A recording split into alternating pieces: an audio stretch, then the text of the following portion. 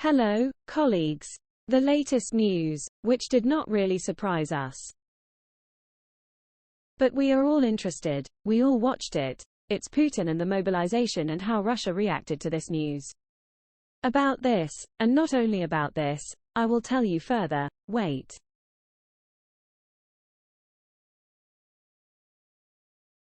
Glory to Ukraine. You watch the single news marathon. Ukrainian TV channels have united, and our whole country has united. My name is Olena Morozova. I will tell you the news later. Almost 10 times less. Russian Defense Minister Sergei Shoigu said Russia lost less than 6,000 troops. Meanwhile, according to the official data of the General Staff of Ukraine, the losses of the enemy are 55,110 people. Starting today, partial mobilization. The decree was signed by Vladimir Putin. 300,000 reservists will be mobilized. In the morning, the head of the Kremlin addressed the Russians and said that citizens who are in reserve are subject to conscription, including those who serve in the army, have military specialty and experience. All of them will undergo additional training. As the Russian publication Meduza writes, immediately after Putin's speech, Russians bought up all direct tickets for March 21 to Istanbul and Yerevan. The armed forces of Ukraine repelled the enemy's headquarters in 9 directions, the General Staff reports. During the day, the aviation and defense forces made more than 20 strikes on enemy positions. 19 areas of concentration of the enemy's manpower and equipment and 2 positions of anti-aircraft missile systems were recognized as affected. Missile forces of the armed forces of Ukraine hit 40 Russian targets. It is currently the hottest in the east of Ukraine. There, the soldiers repel enemy attacks in separate areas. The Russian Su-25 attack aircraft was destroyed by the Ukrainian military in the Kherson region. This was reported by the Sun Operational Command. Also, the armed forces discovered 2 enemy kamikaze drones near Kharkiv. One of them was shot down, the other attacked positions on the coast. The number of occupants was reduced by 161 people, and the number of military equipment was reduced by more than 40 units. Among them are 7 tanks and 19 units of armored vehicles. 4 howitzers, including self-propelled MSTAC and regular MSTAB. Also, 2 Acacia self-propelled howitzers. 4 self-propelled art installations. The Russians shelled the Zaporizhzhya NPP. This was reported by Energatom. That night, the enemy damaged the communication equipment of the 6th power unit. As a result of the attack, the block transformer and transformers of the power unit's own needs were disconnected. The staff managed to stabilize the situation. Backup diesel generators were turned off. Let me remind you that the Zaporizhzhya NPP was captured by the occupiers on March 4. They have installed missile complexes there and are shelling Nikopol from them. On September 1, the IAEA mission visited the ZNPP. Currently, Energatom has 2 representatives of the International Association for Atomic Energy. 10 people who were trapped in a high-rise building after shelling in Kharkiv were rescued. This was reported by the mayor of the city, Ihor Teyakov. The occupiers attacked the residential area of Kharkiv at night. 1 person is injured. 2 high-rises were damaged, namely, roofs, upper floors and stairwells. Nikopol was fired upon twice. 30 Russian shells flew there. This was announced by the head of the Dnipropetrovsk military administration Valentin Reznichenko. A 56-year-old man was injured. More than 20 high-rise buildings and private houses were damaged in the city. In addition, cars, gas pumps and power lines were affected. Also, a local bakery, a kindergarten, a library and several shops came under fire. As a result of the impact, several fires broke out. Firefighters extinguished the flames. Without electricity, water and mobile communication, this is how people live in Izyum, free from the occupiers. Mail was delivered to the city the day before. Locals who left at the beginning of the Russian assault in March are returning home. Meanwhile, on the outskirts of Izyum, the exhumation of the bodies found in the mass grave continues. Oleg Reshetnyak will continue. Dasha came from Poltava to her native Izyum. She used to live in this house. Here it is. Here, on the 5th floor, was my apartment. Now there is nothing left here. Nothing at all. The girl studies in the 10th grade. She remembers how in the first days of March the Russians launched an assault on Izyum. All things, all photos were in the apartment. Nothing could be saved. This is how it is, the Russian world, which we did not expect. The first attempts of the Russians to capture the city failed. After that, enemy planes dropped several aerial bombs on residential areas. They hit this house.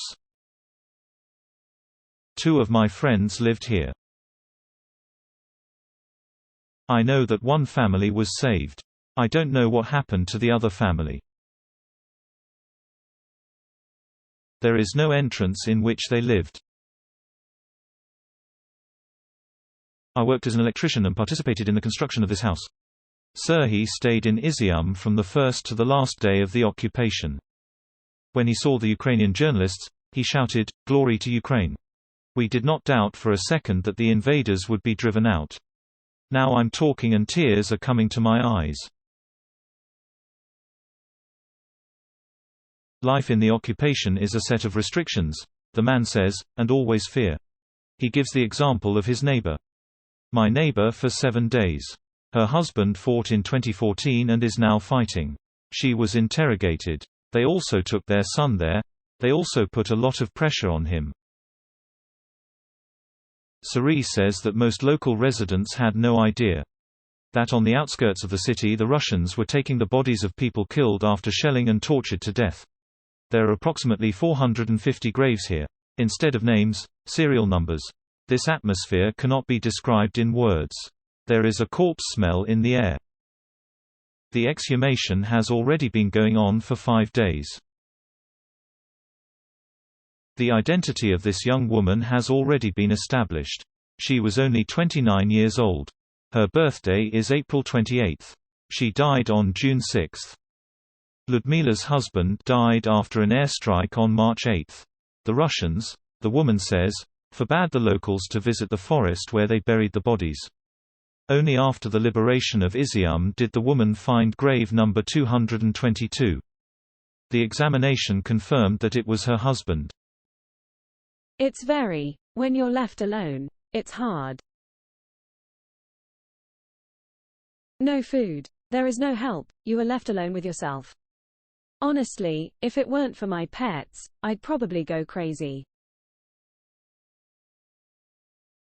At least 1,000 locals died as a result of the Russian occupation, according to local authorities. 80% of the infrastructure has been destroyed. There is no water, no communication, no electricity at all.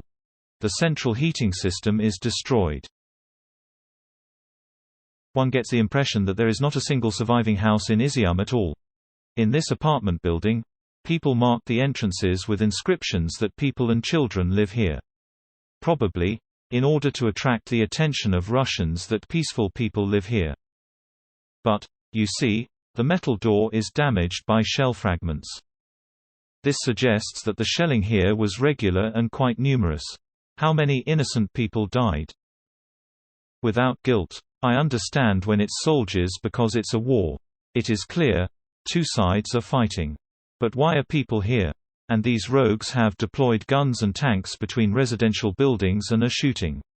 They shot, and then they go to the basement to drink vodka and eat herring. Is this a war? During the occupation, Alexander buried his father, whose heart failed. He himself was wounded during the Russian assault. He remembers how the Russians shot a man before his eyes. The person was walking after the curfew. It was about 8 o'clock in the evening. They say to him, "Stop, come here." He answered him obscenely. They pulled the shutter and made a sieve out of it. This is the price. The armed forces of Ukraine entrenched themselves in Izyum on September 10. This city is the largest of those liberated by the military since the beginning of the counter-offensive. Now the locals are rejoicing at the return of Ukrainian power and are preparing to restore everything that was destroyed by the enemy. From the Kharkiv region, Oleg Reshetnyak, Volodymyr Zelenskyi, TV channel Rada, nationwide marathon Ediny Novini. Volodymyr Zelenskyi will address world leaders at the UN General Assembly. The high-level week of the 77th session began in New York on September 20. The topic of the war in Ukraine will occupy most of the agenda. The day before, Secretary-General of the organization Antonio Guterres met with world leaders. Prime Minister of Ukraine Denis Shmyhal and First Lady Olena Zelenskaya also arrived in New York. Earlier, Volodymyr Zelenskyi promised that at the General Assembly of the United Nations Organization, the following will be announced. Important signals from the Ukrainian state. Earlier, he spoke at a summit on food security and called to hold Russia accountable for provoking world hunger. Stand in solidarity with us in holding Russia accountable. Be in solidarity with us in guaranteeing the right of any person and any country to be protected from hunger. The right to food. This is a right, not a privilege. It should be so. I believe that you and I will be able to guarantee it. Joe Biden will deliver a speech today in New York. It is expected that the American president will accuse Russia of violating the UN Charter, writes Reuters. Biden will appeal to the policy of the Kremlin, which is now the absolute opposite of the Charter, which was concluded in 1945 to regulate international relations. At the same time, as reported by Reuters, with reference to the National Security Advisor of the U.S. President, Jake Sullivan, Biden does not plan to submit to the UN General Assembly the question of excluding the aggressor country from the Security Council. 3 people died during mass unrest in Iran. This was confirmed by the governor of Kurdistan province. People took to the streets on the 16th of September, after the news of the death of Iranian woman Mahsa Amini. She was detained by the police for improperly wearing a hijab. The family was told that the girl would be released from the police station after, I quote, a re-education session. Witnesses say that Minnie was beaten in a police van. 2 hours passed between the detention and the hospital. Doctors diagnosed the girl with a stroke and a heart attack. Her kidneys failed and she fell into a coma. She died 3 days later. This sparked an early protest by Iranians on social media, with people sharing videos of protesters shouting, "Death to the dictator." They were referring to Iran's supreme leader Ali Khamenei. Subsequently, local public organizations called for a general strike. Thank you for trusting us. Keep yourselves. Love Ukraine and believe in our victory. I have everything for today. See you in the next broadcasts.